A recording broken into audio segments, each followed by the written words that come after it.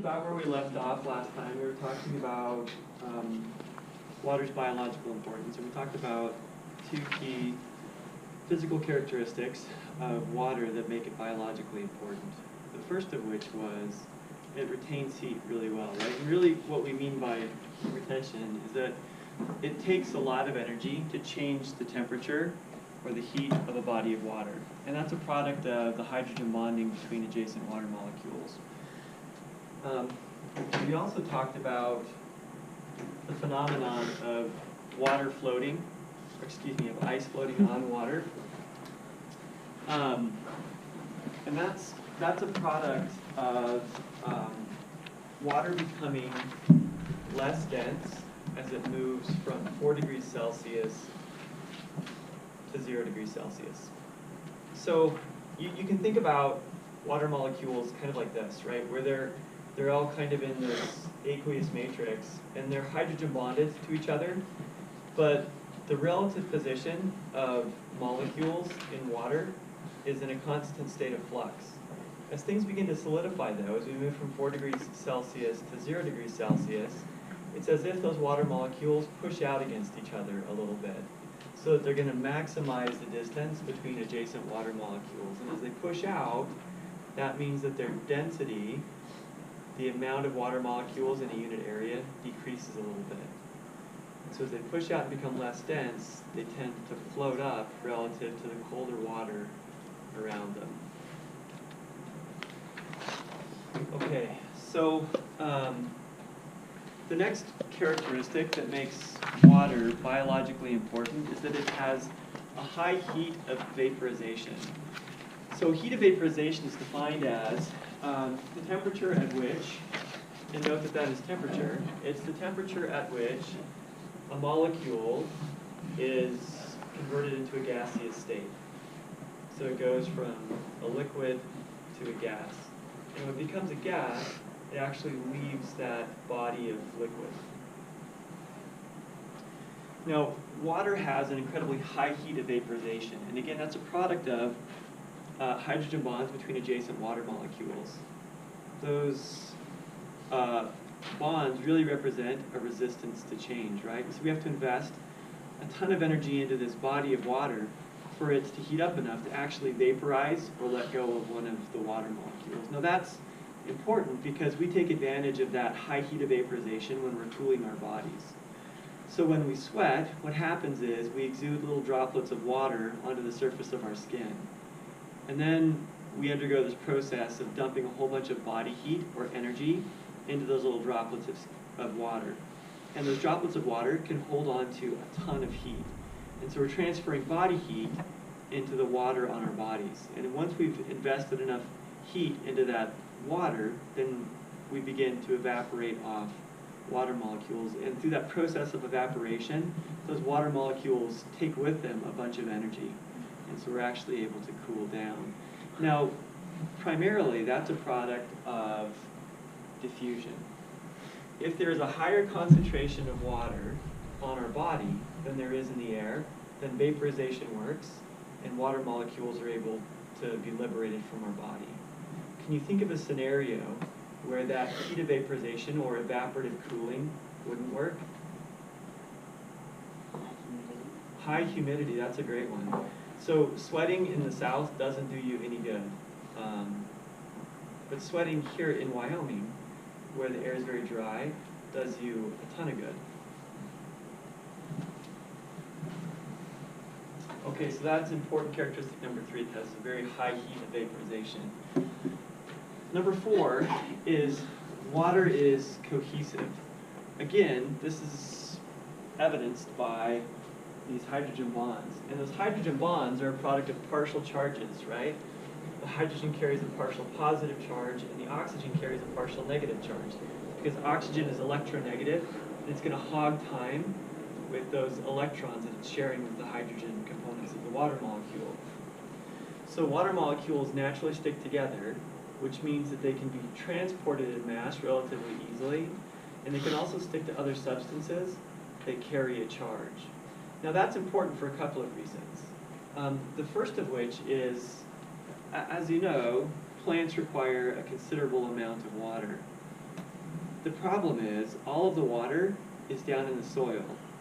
And the parts of the plant that need the most water are the leaves, which are typically suspended high up above the soil, right? And so there is this problem of getting water from the roots all the way up to the leaves. And if it was us, we could do that by using muscles to pump fluids around our bodies. But plants don't have muscles, and so they can't actively pump fluids. So if we were to draw a tree,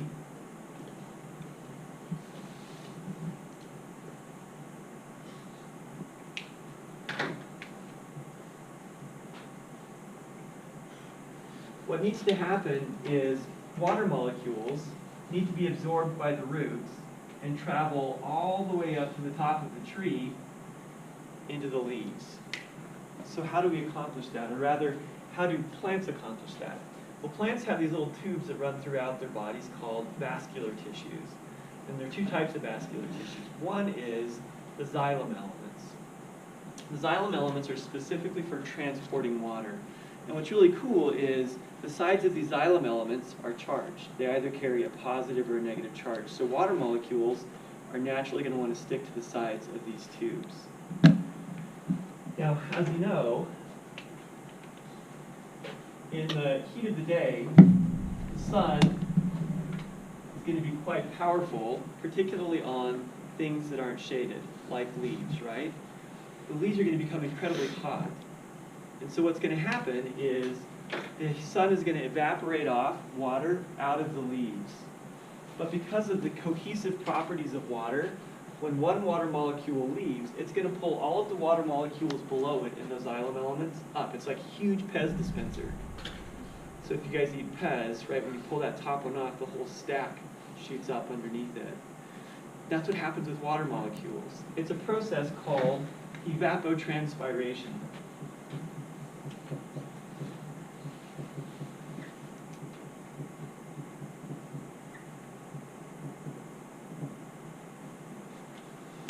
Evapotranspiration. So we can move water throughout a plant's body because water molecules are cohesive. There is this constant, at least during the daylight hours, right? A constant negative pressure up here created by the sun that's evaporating out water molecules. And when those water molecules are pulled out of the plant, they pull all of the water molecules below them up through the plant. The problem then is when the sun goes away, right? Like at nighttime. We no longer have that negative pressure. Why don't all of those water molecules just kind of fall back out the bottom of the plant? And the answer is because the xylem elements carry that charge, right? So even when there isn't this negative pressure, they're holding onto the water molecules and keeping them in place so they don't just slip back down through the tubes. So the process of water molecules sticking together is called cohesion. The process of water molecules sticking to other things that are charged is called adhesion. So they're both adhesive and they're cohesive. Water cohesion is also important for creating a surface film or surface tension on the water. There are whole groups of organisms that live right on that surface tension, like this water strider right here. It's in the family of insects called Gerridae, and the gerrids live their entire lives on the surface of the water. That's where they hunt, that's where they reproduce, that's where they lay their eggs. They just live right on top of that water. If water molecules didn't stick together and create that surface tension, obviously things would just fall straight through. So that's important characteristic number 4. The fifth and final important characteristic is that water is a really good solvent. It has a very high polarity. And by polarity, we were talking about a charge differential across the entirety of the molecule. So we know that part of it is negative and part of it is positive. That phenomenon of having a charge differential across the molecule is called polarity. So because it is polar, it is an incredibly good solvent. In fact, a long time ago, we referred to water as the universal solvent. We thought that it could dissolve just about anything. Anything that interacts well with water is considered hydrophilic. Hydro referring to water, philic meaning to love, so they're water-loving substances. Anything that doesn't interact well with water, that can't be dissolved by water, is called hydrophobic. And we know that we collectively clump those sorts of substances into the catch-all term fats. So those are 5 biologically important characteristics for water. And again, on exams, I really like lists. And so I would be familiar with those 5 characteristics. Questions about the importance of water.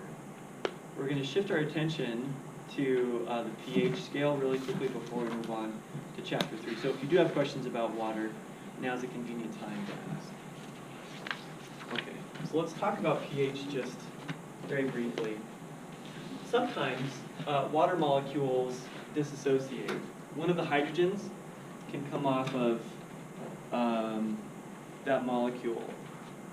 It's incredibly uncommon, but it just happens spontaneously and randomly. Like I said, water is incredibly stable, so this only happens like 1 in every 550 million water molecules. But when it happens, it introduces a hydrogen ion called hydronium and an OH group called hydroxide. So hydronium is the basis of the pH scale. pH stands for potential hydrogen, and really it's defined by how much of this hydronium ion there is in solution. So that looks like this. We know that oxygen is single bonded to 2 hydrogen atoms, right? And each shares a pair of electrons like this.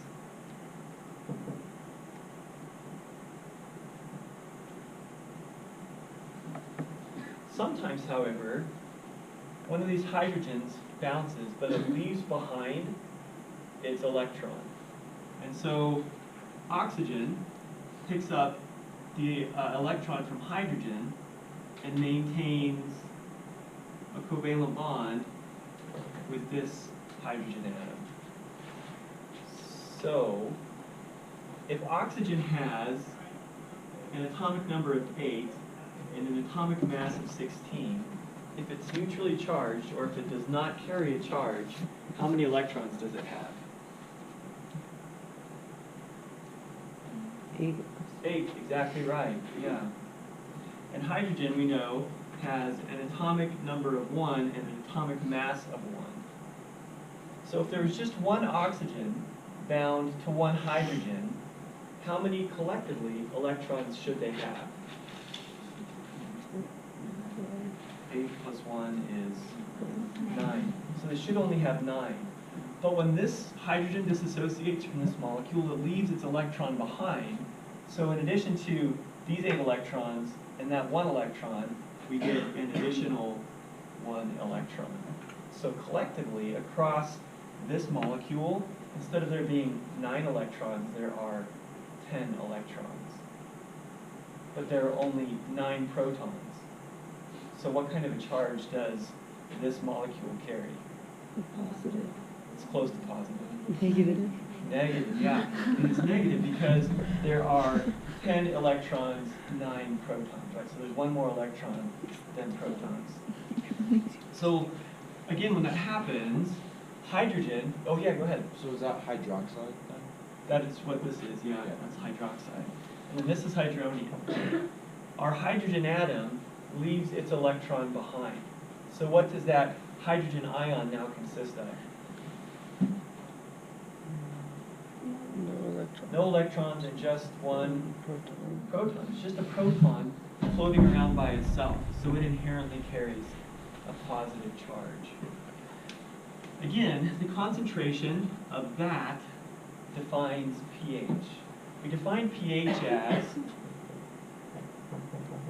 the negative log of our hydronium ion.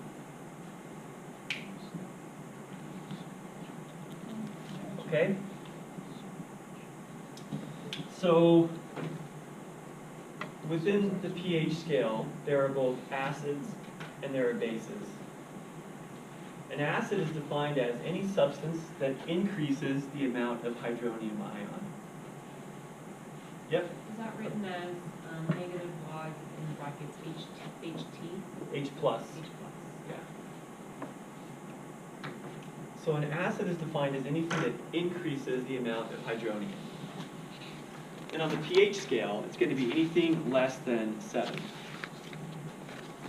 A base is defined as anything that decreases the concentration of hydronium or increases the concentration of hydroxyl or hydroxide.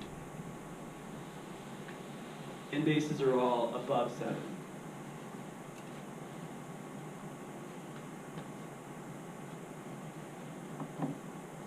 Now it's important to remember that the pH is a log scale.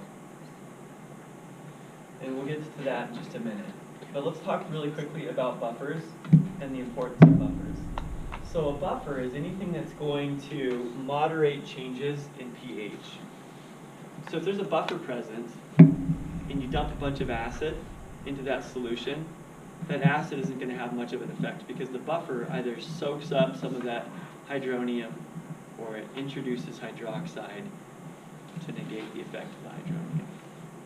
Buffers are important because maintaining an internal pH becomes physiologically very important. Our blood has a pH of about 7.4. And so is that slightly acidic or is that slightly basic? It's basic, right? Or it's alkaline, is the other way that it's referred to. And if we change that by like 0.2 of a pH unit, then we go into like serious organ failure and potentially death. And so slight changes in our blood pH can have really, really bad consequences. Luckily, our blood naturally has some buffers in it. So if we drink a whole bunch of orange juice, which is pretty acidic, it won't change our blood pH too much, and we won't shut down physiologically. Okay? So does the definition of a buffer make sense? It's something that moderates changes in pH. It reduces the effect of either acids or bases. Okay, so let's look at the actual pH scale. We know that pH ranges from 7 down to 0, and from 7 up to 14. And so pure deionized water has a pH of 7. It's neither acidic nor is it basic. And these are some common solutions that we're familiar with, and it shows you the pH of those solutions.